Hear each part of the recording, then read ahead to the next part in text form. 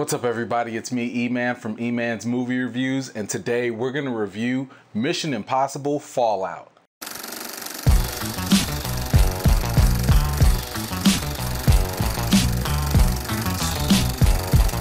If you haven't already, please go ahead and click on the subscribe button, and while you're at it, click on that little bell too. Alright, let's do a quick intro. Ethan Hunt and his IMF team have got an impossible mission that they have to accomplish in just the nick of time. Okay, let's move right on to the good. The good. Let's start off with Tom Cruise.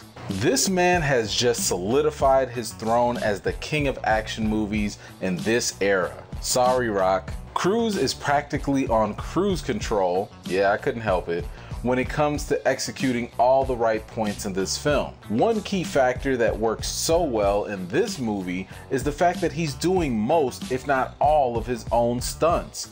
I know that Tom Cruise running has always been a running joke. Dang, I did it again. However, in Mission Impossible Fallout, his running actually made me care, despite the fact that this movie makes Tom Cruise an Olympic track star that could smoke Usain Bolt in any race.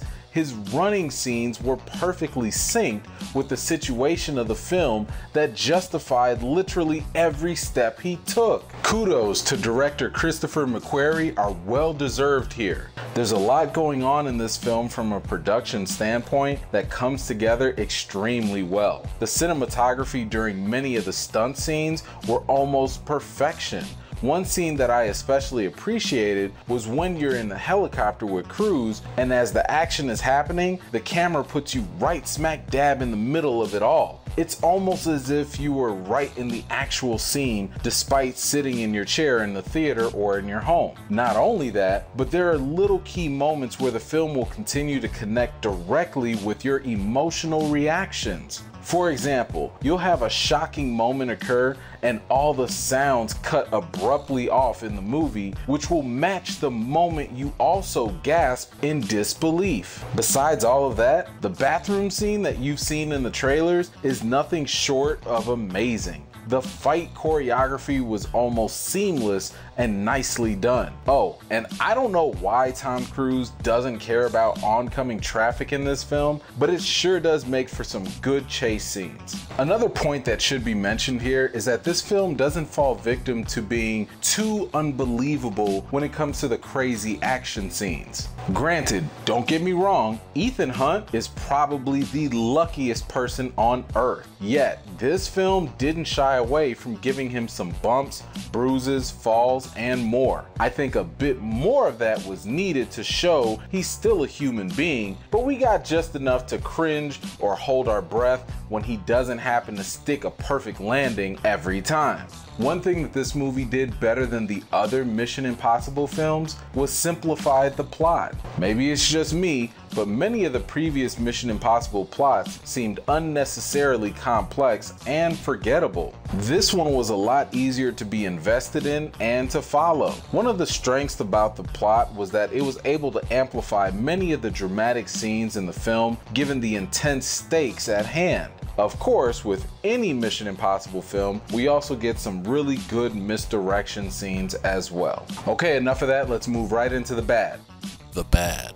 Despite having a much more grounded plot in this movie, I was so disappointed with the predictable twist. Keep in mind that the writer of Mission Impossible Fallout is the same person who wrote The Usual Suspects. In case you didn't know, The Usual Suspects is one of the best movies known for its twist ending. So it was a bit of a letdown when the supposed twist happens midway during the movie and it was just so easy to figure out. I just felt as though it could have been revealed a little bit more creatively if more time or attention was given to it. Okay, let's move right into the reason.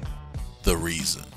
Look, Mission Impossible Fallout was the action-packed summer blockbuster hit that you were waiting for. If I had to describe it, this movie is like if James Bond had a couple of martinis and had a baby with the Fast and the Furious franchise. This movie is nuts. It's also a whole lot of fun to watch. Now, I don't know about a lot of you guys out there, but if you're a comic book fan, then it's gonna be really difficult not to see the comic parallels in this movie. Angela Bassett played the best Amanda Waller I've ever seen. Henry Cavill was Superman undercover pretending to be a CIA agent. White Widow was clearly trained in the Red Room right along next to Black Widow. So when it comes to the rating for Mission Impossible Fallout, I've got to give it a 9 out of 10. Feel free to go see this movie in theaters. I got a chance to see it in IMAX and it was completely worth it. Also, I should tell you that you shouldn't feel pressured into having to go rewatch all of the previous Mission Impossible movies, but if you insist, I'd probably say the only other movie you really need to go watch is Mission Impossible Rogue Nation. That'll just kind of help you appreciate a couple things in this particular movie. So are you excited to see Mission Impossible Fallout? Do me a favor, when you do get a chance to go see it, come back to this video and let me know what you thought about it in the comments down below. Matter of fact, let me know where this Mission Impossible ranks among all the other movies for you. Well, that's all I've got for today. Thank you very much for joining me. While you're here, check out some of my other videos. If you're new to my channel, please don't forget to subscribe and give this video a thumbs up if you enjoyed it. I've got more videos and reviews to do for you all, and until next time, I'll see you guys later.